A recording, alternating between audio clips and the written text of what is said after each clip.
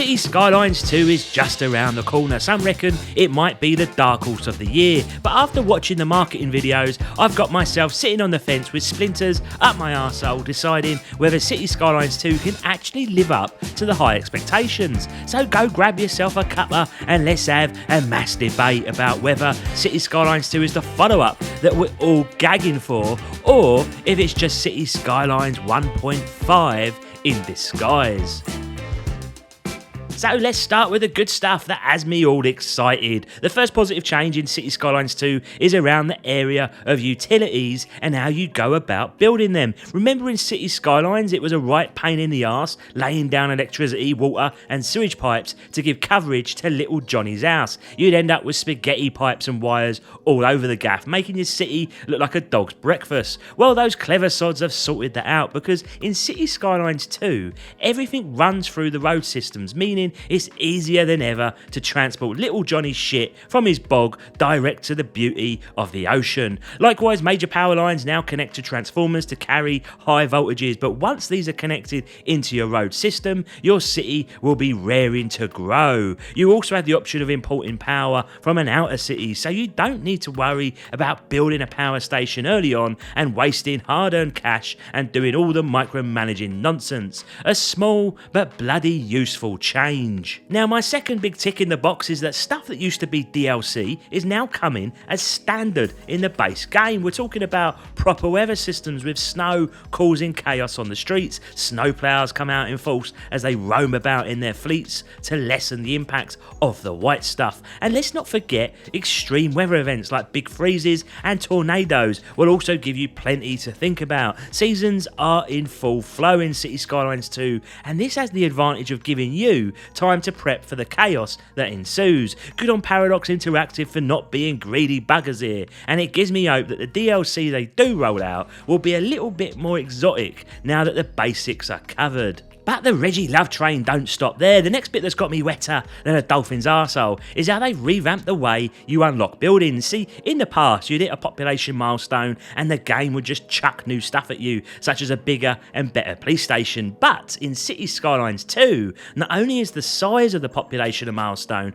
but also their happiness, with those points unlocking categories that you can then develop further across different branches of what is in essence a tech tree. So if you want your city population to look as miserable as Londoners on a baking hot tube line, then the transportation branch is for you. Now let's talk about the big kahuna of changes, the traffic AI. This right here is a fundamental shift, and in theory it should make your city's traffic a whole lot less of a headache. In the past, cars just bumbled about, hogging lanes like they own the place, taking the quickest route and generally causing chaos. Well, now your citizens have four things on their minds when they start their travels. Firstly, how long does it take them to get where they're going? Second, how comfortable is the route, i.e. does it have a shitload of intersections to contend with? And likewise, if there is any overpriced parking at their destination. Thirdly, they factor in the overall cost of the travel. And finally, if they run into an accident, they'll reroute themselves on the fly. I do wonder if they'll introduce that annoying habit of cars slowing down to a grind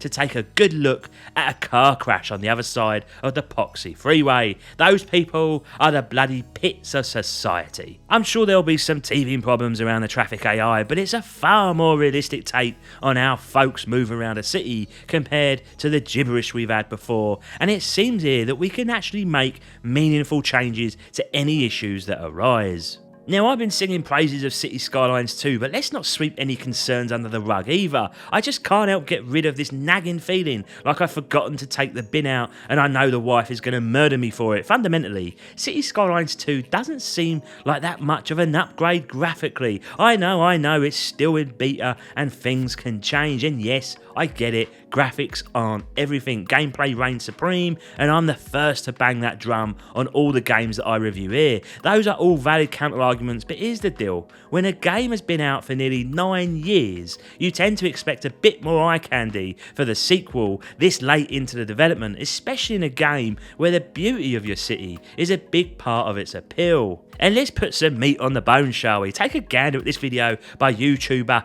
Imperator. Give that man a sub and a like. Their video is linked in my description below, and I'm using this video because it's a showcase of a stunning city that I could never dream of building, especially as this city was created on an unmodded vanilla version of the 2015 game. One crucial detail to note here is that the video is not in native 4K, so it's in 1080p and naturally will look a bit less sharp than the comparison video, which is from the official marketing materials by Paradox Interactive. Don't get me wrong, I can see the improvements. There's slightly higher fidelity in the building work and models, and the lighting has definitely seen some enhancements, but is it a generational leap? The thing is, City Skylines 2 was developed with consoles in mind from the get-go, so this is pure speculation on Reggie's part, but could we be witnessing a somewhat constrained version of what this game could have been to ensure maximum compatibility here? Let's dive into some specific examples to explore my point further. First up, we've got this scene where the windows on the building seem to have less than average textures. They're all a bit too brightly lit for my liking, with a rather horrid orangey yellow colour to them, like every resident has thrown up on their windows. I of course understand that transparent windows would be quite a strain on our machines, but nonetheless, nothing here screams 2023 to me. In fact, as you look closer, you'll notice these low level textures in other places too, such as low fidelity models or pixelated assets. This becomes especially obvious when we look at the clouds here, which resemble something my 6-year-old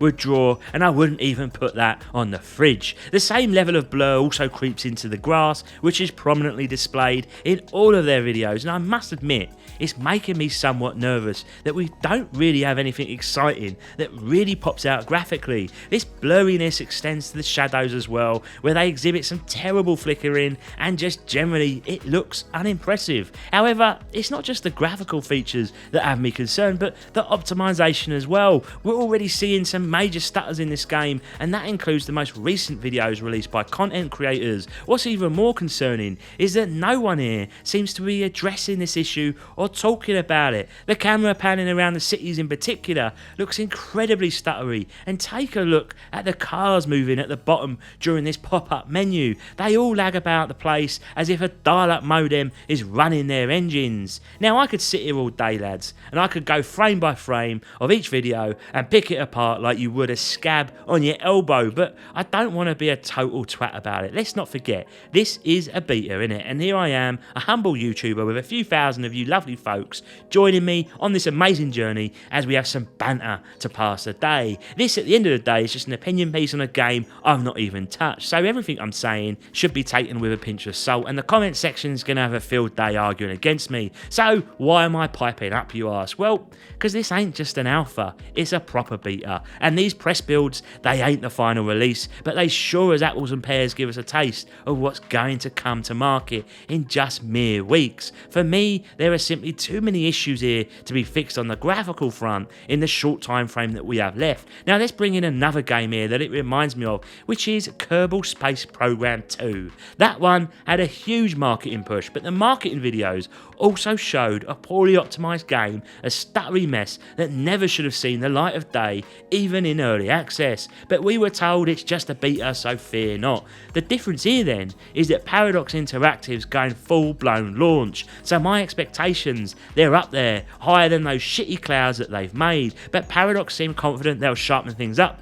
and they'll get it running smoothly, because honestly, while the gameplay mechanics might make this seem like the sequel of our dreams, aesthetically, it's looking more and more like City Skylines 1.5. Prove me wrong, Paradox. Prove Reggie wrong. Until next time, my lovelies, love to you all. Reggie out.